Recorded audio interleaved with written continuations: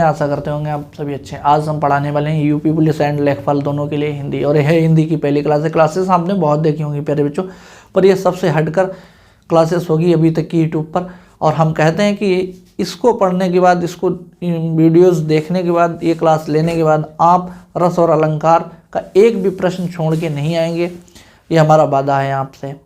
ठीक है, तो सबसे पहले स्टार्ट करते हैं। सबसे पहले तो हम इसमें थ्योरीज पढ़ाएंगे। थ्योरी पढ़ाने के बाद आपको फिर इसमें एग्जाम्पल्स कराएंगे, ठीक है, न्यूमेरिकल्स कराएंगे, एमसीक्यू कराएंगे। सबसे पहले शुरू करते हैं रस। ठीक है, रस क्या होता है? रस पढ़ने में ही समझ में आता है। रस मतलब आनंद, ठीक है। और वो आनंद तो काव्य को पढ़ने या सुनने, जब भी कोई काव्य, कोई कविता, कोई पद, कोई गाय गा के हमें कुछ सुनाता है, या हम खुद पढ़ते हैं या फिर देखते हैं, तब हमें वहाँ पे या तो शोक की अनुभूति होती है, या सुख की, या फिर क्रोध की। कुछ पंक्तियाँ होती हैं जिनको पढ़ने के बाद क्रोध आता है, जिनको कुछ को पढ़ने के बाद हर्ष आता है, खुशी आती है, ठीक है, श्रृंगार मन में जागता है। ये तमाम चीज़ें होती हैं, वो रस ही है। ठीक है, तो सामान्य शब्दों में अगर हम कहें या उसकी व्याख्या करें कि आपको पढ़ने के बाद, लिखने के बाद और सुनने के बाद और देखने के बाद अगर आनंद की प्राप्ति हो रही है तो वो रस ही है। सर्वप्रथम रस का उल्लेख सर्वप्रथम जो था भरत मुनि एक हुए आदिकाल में। भरत मुनि ने इसकी व्याख्या की, रस को परिभाषित किया। उल्लेख मिलता है उनके एक कृत्य नाटक में, जिसका नाट्य शास्त्र में उनका रस का उल्लेख मिलता। उनके अनुसार उन्होंने रस को 3 भागों में बांट दिया प्यारे बच्चों। सबसे पहला भाग, ठीक है, विभाव, अनुभाव और फिर अव्यभिचारी। ठीक है, ये 3 भागों में बांट दिया। इन तीनों में ही रस खत्म हो जाता है, रस की व्याख्या खत्म हो जाती है, रस के प्रकार खत्म हो जाते हैं। आप समझेंगे, वीडियो में बने रहे, बहुत ही एक एक डिटेल हम बहुत अच्छे से पढ़ाएंगे। आपने ऐसे रस अभी तक नहीं सीखे आए होंगे किसी ने, ये हम वादा करते हैं आपसे।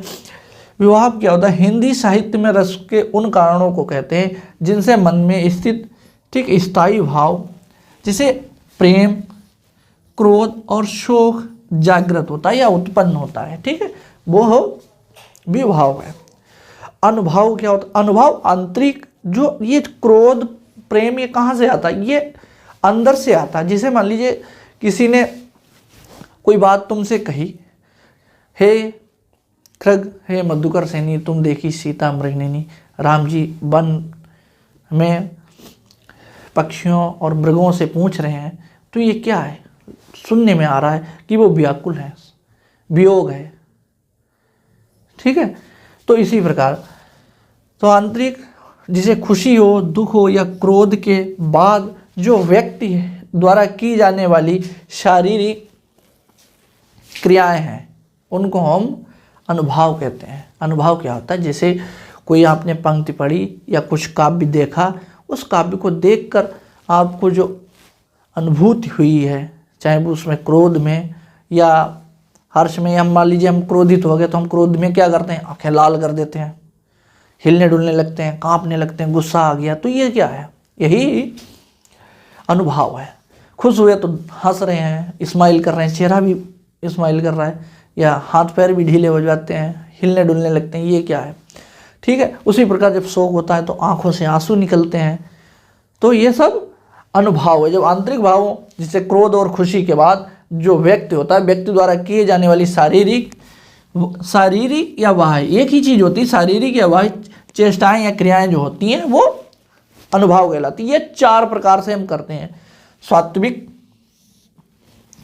ठीक है, कायिक, वाचिक और, ठीक है, आहार्य। सबसे पहले बात करते हैं साहित्य।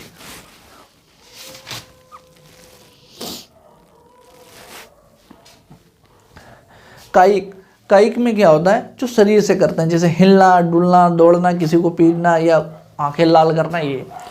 उसके बाद वाचिक, जब बोलते हैं, हंसने लगते हैं, ठीक है, या चिल्लाने लगते हैं।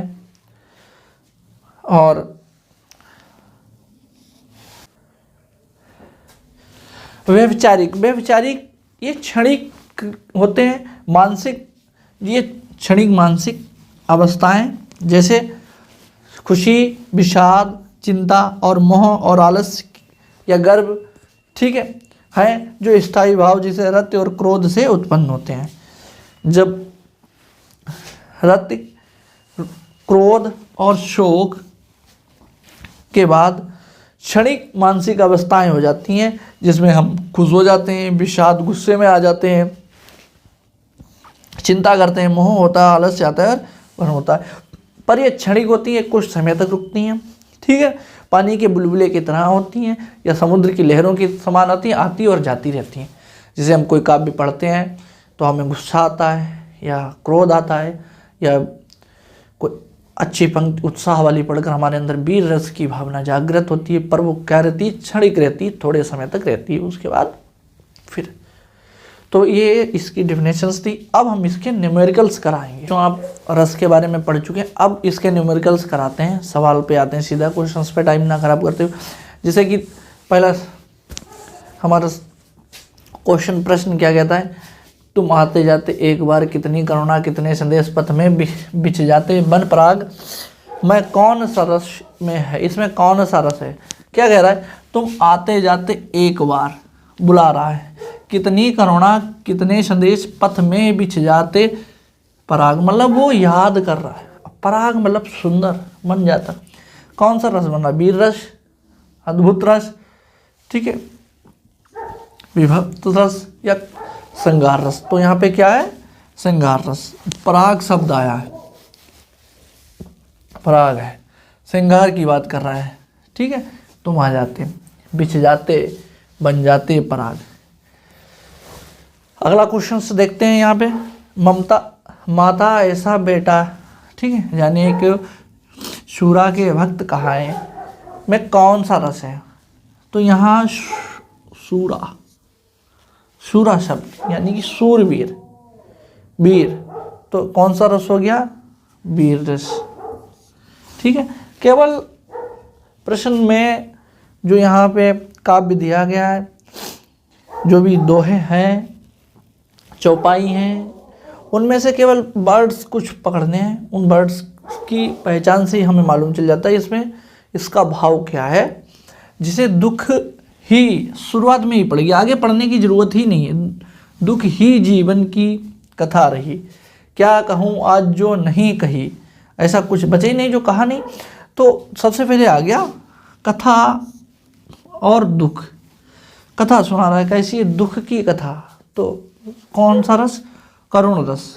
कौन सा रस, करुण रस। प्यारे बच्चों, अगला क्वेश्चन देखिए, मेरी भव बाधा हरो, राधा नागर सोय, जातन की छा, ठीक है, झाई परे श्याम दुरित हरित दुत्य होय। अब यहाँ पे कोई भक्ति कर रहा है, मेरी राधा, ठीक है, मेरी भव बाधा हरो, मेरी बाधाएं जो हैं, मेरी जो दुख हैं, मेरी पीड़ा जो है उसको दूर करो। कौन दूर करे, राधा रानी। किसके बारे में बात की जा रही, राधा रानी। तो भाई कौन कहेगा, भक्त कहेगा, भक्ति कर रहा है। तो कौन सा रस, भक्ति रस। तो ऑप्शन ये सही। फिर है दूसरा, वीरों का कैसा हो बसंत, वीरों का कैसा हो बसंत, ठीक है। इसमें कौन सा रस है, तो फटाफट आपके ऑप्शन है, वीर रस है, श्रृंगार रस है, करुण रस है और रुद्र रस है। तो रुद्र हो नहीं सकता, ठीक है। करुण दुखी तो है नहीं, श्रृंगार की बात कोई कही नहीं गई, वीर रस, वीरों का वसंत हो कैसा। और वीरों के लिए तो केवल क्या होती है भैया, प्यारे बच्चों, रणभूमि होती है। अगले क्वेश्चंस देखो फटाफट, ऐसे देखिए प्यारे बच्चों क्या लिखा है कि मेरे तो गिरधर गोपाल दूसरा न कोई, जाके सिर मोर मुकुट मेरा पति सोई। कौन, राधा जी कह रही हैं कि गोपाल जी के लिए कह रही हैं कि मेरा तो पति वही होगा जिसके जाके सिर पर, जिसके सिर पर मोर मुकुट लगा हुआ है। तो यहाँ पे कौन सा है, मोर मुकुट, मतलब सजावट की बात हो रही। मोर मुकुट लगाते हैं हम लोग, चश्मे लगा लेते हैं, कैप लगा लेते हैं, तो क्या श्रृंगार ही तो है। लेडीजेस क्या पहनती हैं, आभूषण पहन लेती हैं, ठीक है, तो अंगूठियाँ रिंग पहनती हैं लेडीजें, तो क्या है, ये सब श्रृंगार ही तो मेरे तो गिरधर गोपाल दूसरा न कोई, जाके सिर मोर मुकुट। मोर मुकुट भाई आभूषण है, मोर मुकुट चलता है, भगवान श्री कृष्ण लगाते हैं, अच्छा भी लगता है। तो ये क्या है, यहाँ पे श्रृंगार की बात कही गई है। कौन सा रस होगा, श्रृंगार रस होगा, वीर रस होगा, अद्भुत रस होगा। ठीक है, तो कौन सा होगा वो सीधा ही मालूम चल रहा है, तो कौन सा होगा, श्रृंगार रस होगा। अगला आपको बताना है कि जही गिरि चरण देहि हनुमंता चले सो पाताल तुरंता।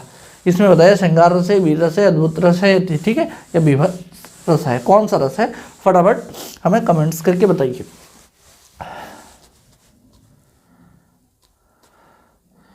तो यहाँ पे है अद्भुत रस, अद्भुत, क्योंकि जही गिरि चरण देहि हनुमंता चले उसो पाताल तुरंता।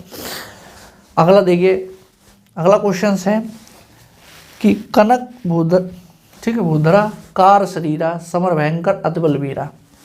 ठीक है, भूधरा कार शरीरा समर भयंकर अति बलवीरा, तो इसमें कौन सा रस है, करुण रस है, श्रृंगार रस है, ठीक है, अद्भुत रस है। तो यहाँ पर भी कौन सा रस है, अद्भुत रस है। शरीर कैसा हो रहा है, भूखा, ठीक, धरा कार शरीरा, पर्वत जैसा शरीर कर लिया है किसने, वीरा, हनुमान जी ने। अगला है असक ही रघुपति चाप चढ़ावा यह मन, ठीक है, यह मत लक्ष्मण के मन भावा। वह कौन सा रस है, भक्ति रस है, श्रृंगार रस है, अद्भुत रस है, या रौद्र रस है, कौन सा रस है, फटाफट कमेंट्स करके हमें बताइए प्यारे बच्चों कि कौन सा रस इसमें है। तो देखिए, राम जी को गुस्सा आई है, उन्होंने चाप चढ़ा लिया, धनुष चढ़ा लिया, ठीक है, धनुष पे बाण चढ़ाई, अस कहीं रघुपति चाप चढ़ावा, ये, और समुद्र से रास्ता मांग रहे थे, समुद्र रास्ता नहीं दे रहा था, वहाँ पर का वाक्य, ठीक है, गुस्से में आते हैं, धनुष बाण उठा लेते हैं, और लक्ष्मण को ये बात अच्छी लगती है, पहले वो प्रार्थना करते रहते हैं समुद्र की, तो उनको अच्छा नहीं लगता। तो इसमें कौन सा है, रौद्र रूप, गुस्सा हो रहे हैं, कौन हो रहे हैं, श्री राम जी गुस्सा हो रहे हैं, और लक्ष्मण को ये बात अच्छी लगी है कि उन्होंने धनुष बाण उठा लिया। अगला है, ठीक, समृद्ध थे जड़ या चेतन सुंदर साकार बना था, चेतनता एक बिल सती आनंद अखंड घना था। अब यहाँ पर आनंद आ रहा है, आनंद कहाँ आएगा, आप गुस्से में होगे तब, आप लड़ाई लड़ेंगे, वीर रस होगा तब, कारण आप दुखी होंगे तब नहीं। आनंद तो हमें तभी आता है जब हम बिल्कुल शांत होते हैं भाई, तो शांत रस में, यहाँ इसका आंसर जो है ऑप्शन बी शांत रस है। अगर वीडियो अच्छी लगी हो तो लाइक शेयर सब्सक्राइब करना ना भूलें। जय हिंद प्यारे साथियों। अगली इसका पार्ट 2, ये पार्ट हमारा बन रहेगा, अगला पार्ट जो आएगा इसका उसमें हम अलंकार पढ़ाएंगे।